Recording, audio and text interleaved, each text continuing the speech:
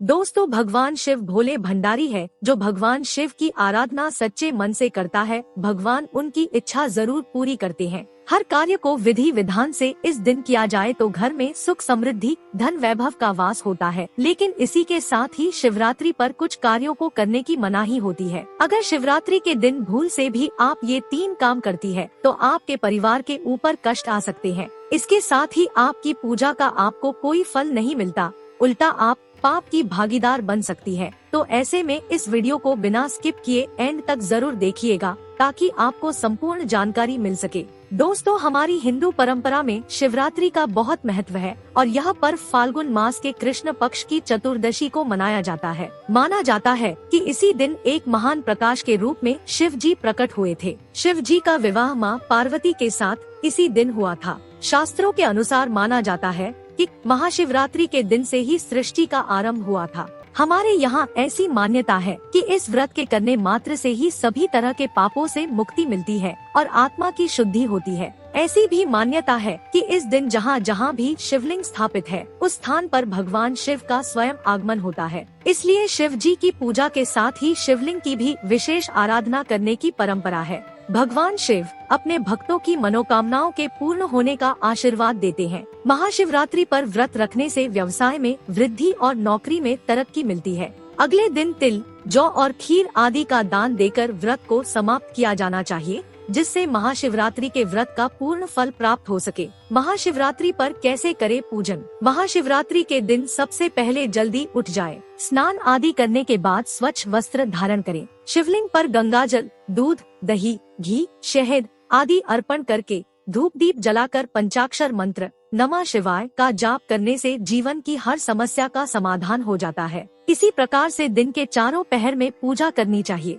पंचाक्षर मंत्र नमः शिवाय का जप अपनी क्षमता के अनुसार करें। जैसे इस मंत्र का जप आप 1 माला, 5 माला या 11 माला तक कर सकते हैं। इस मंत्र का जप रुद्राक्ष की माला से ही करें। अगर रुद्राक्ष की माला उपलब्ध न हो तो अपने हाथ की माला यानी कर माला से मंत्र का जाप करें। कर माला में हम अपने दाहिने हाथ की हथेली की चारों अंगुलियों के 12 पोर का इस्तेमाल मंत्र जप के लिए करते हैं। रुद्राक्ष की एक माला 108 मनकों की होती है। ऐसी 108 मनकों वाली माला से आप 1 माला, 5 माला, 11 माला, 33 माला, 54 माला या 108 माला आप जप कर सकते हैं, जैसी आपकी क्षमता हो। शाम के समय में शिवस्तुति, शिवस्तोत्र का पाठ भी करना चाहिए और फिर भगवान की आरती करनी चाहिए। महाशिवरात्रि का मतलब है भगवान शिव का रात्रि के समय पूजन करना। इससे भगवान भोलेनाथ अति शीघ्र ही प्रसन्न हो जाएंगे और आपको मनचाहा वरदान देंगे। महाशिवरात्रि पर भगवान शिव के साथ माता पार्वती का पूजन भी अवश्य करें। ऐसा करने से आपको भगवान शिव के साथ माता पार्वती का भी आशीर्वाद प्राप्त होगा। महाशिवरात्रि के दिन भगवान भोलेनाथ के शिवलिंग पर बेलपत्र अवश्य ही अर्पित करें। बेलपत्र भगवान भोलेनाथ को अति प्रिय है। बेलपत्र के बिना भगवान भोलेनाथ का पूजन अधूरा माना जाता है। इस दिन कुछ भी गलत करना अशुभ होता है और कुछ लोग इसके बावजूद गलतियां करते भी हैं। आज हम आपको महाशिवरात्रि के दिन उन गलतियों के बारे में बताने जा रहे हैं जो न सिर्फ महिलाओं को बल्कि किसी भी व्यक्ति को यह गलतियां नहीं करनी चाहिए। महाशिवरात्रि के दिन गंदे कपड़े कदापि न पहने। ऐसा कहा जाता है कि पूजा पाठ के लिए इस दिन नए कपड़े पहनना कोई अनिवार्य नहीं है, लेकिन जो कपड़े आप पहनने वाले हैं वे गलती से भी गंदे न हो। किसी भी देव या देवी की पूजा करते समय स्वच्छता का विशेष ध्यान रखना चाहिए। इस दिन आप धुले हुए कपड़े पहन सकते हैं। कोशिश करें कि कपड़ा लाल रंग का या सफेद रंग का ही हो, क्योंकि ये दिन भगवान शिव और देवी पार्वती के विवाह के उत्सव के रूप में मनाया जाता है। हिंदू धर्म में विवाह की दृष्टि से लाल रंग शुभ माना जाता है। महाशिवरात्रि के दिन याचक को कदापि न लौटाएं। कई बार लोग पूजा पाठ का पूरा ध्यान रखते हैं, लेकिन इस पवित्र दिन पर घर आने वाले भिक्षुओं को खाली हाथ लौटा देते हैं। शास्त्रों के अनुसार इस पवित्र दिन पर दान करना बहुत शुभ होता है। आप चाहे तो मंदिर जाकर भी दान कर सकते हैं। इस दिन दान करना आपके लिए और आपके परिवार के लिए बहुत अच्छा साबित हो सकता है। महाशिवरात्रि के दिन आधुनिक सामान से मेकअप नहीं करना चाहिए। कई महिलाएं इस दिन अपने आधुनिक साजो सामान से मेकअप करके पूजा करने जाती हैं। सनातन धर्म में भले ही श्रृंगार करना अच्छा माना जाता हो, लेकिन आजकल की आधुनिक श्रृंगार प्रसाधन सामग्रियों में कुछ अपवित्र व अपशिष्ट पदार्थ भी मिले रहते हैं, जो अक्सर जीव जंतुओं के शारीरिक अवयवों से बनते हैं। इसलिए महाशिवरात्रि के परम पावन अवसर पर इन आधुनिक श्रृंगार प्रसाधन सामग्रियों का प्रयोग अपने शरीर पर नहीं करना चाहिए। वैसे भी आप जितने सादे भाव से पूजा अर्चना में अपना ध्यान लगाएंगी वह उतना ही शुभ माना जाता है। शिवलिंग पर चढ़ाई गई सामग्री को ग्रहण नहीं करना चाहिए। बहुत कम लोग ये बात जानते हैं कि भगवान शिव को चढ़ाई जाने वाली खाद्य सामग्रियों को खाना नहीं चाहिए।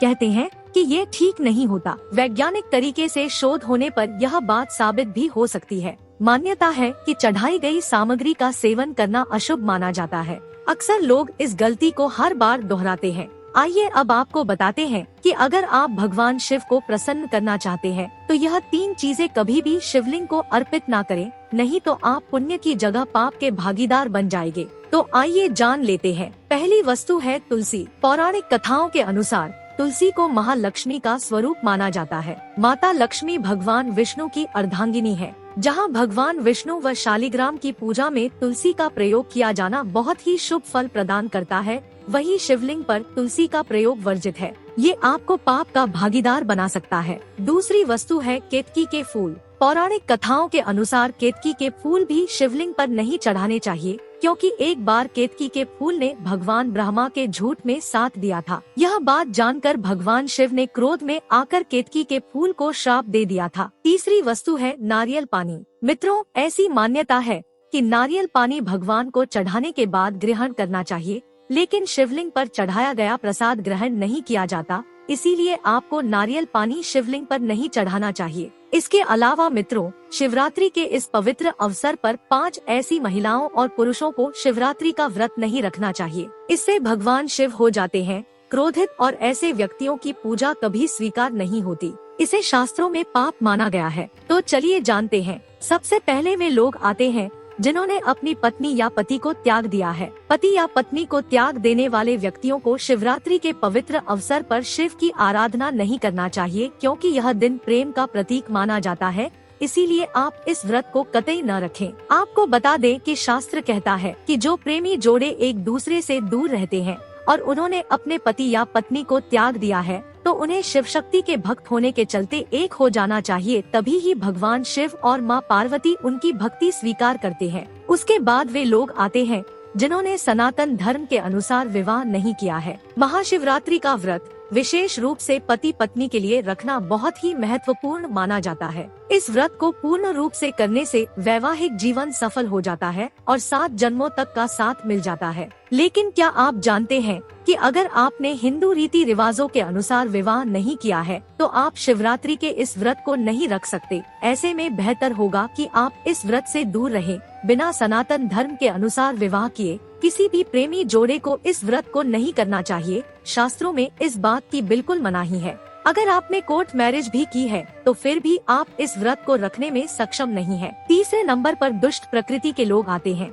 मन में क्रूर विचार रखने वाले और हमेशा दूसरों का अहित चाहने वाले व्यक्ति महाशिवरात्रि के इस पवित्र व्रत से हमेशा दूर रहे, वही उनके लिए अच्छा होगा। ऐसे व्यक्तियों की पूजा कभी स्वीकार नहीं करते महादेव। शास्त्रों में दिए गए निर्देशों को हम माने तो अगर आपके मन में गलत विचार आते हैं और आप दूसरों के प्रति गलत भावना अपने मन में रखते हैं, ऐसे में आप हमेशा दूसरों का अहित सोचेंगे, तो आपके लिए बेहतर होगा कि शिवरात्रि का व्रत आप कभी न रखें। महादेव ऐसे व्यक्ति से सदैव क्रोधित रहते हैं और उनकी पूजा भी कभी स्वीकार नहीं करते। अगर आपका मन सच्चा है तभी शिव आपकी पुकार सुनेंगे। दोस्तों, चौथे नंबर पर व्यभिचारी पुरुष व महिलाएं आती है। चाणक्य के अनुसार व्यभिचारियों की पूजा ईश्वर कभी स्वीकार नहीं करते। यह शास्त्र नियमों के विरुद्ध है। व्यभिचार करना महापाप माना जाता है। ऐसे में शिवरात्रि के इस पवित्र समय में ऐसी महिलाओं व पुरुषों को महाशिवरात्रि के व्रत से दूर रहना चाहिए और इस व्रत को गलती से भी नहीं रखना चाहिए। 5वें नंबर पर वे लोग आते हैं जो अपने मुख से हमेशा कटु वचन या गालियाँ निकालते रहते हैं। सनातन धर्म में इसे पाप माना जाता है और साथ ही जिस स्त्री या पुरुष के मन में दूसरे पुरुष या स्त्री के प्रति गंदे विचार रहते हैं या जो वो व्यक्ति अपने मुख से गालियां देता है, तो ऐसे व्यक्तियों से भगवान शिव हमेशा रुष्ट रहते हैं। ऐसे व्यक्ति की पूजा कभी स्वीकार नहीं की जाती। आज के लिए बस इतना ही दोस्तों। अगर आपको यह वीडियो पसंद आया है तो वीडियो को लाइक करिएगा, दोस्तों को शेयर जरूर करिएगा और चैनल को सब्सक्राइब करिएगा।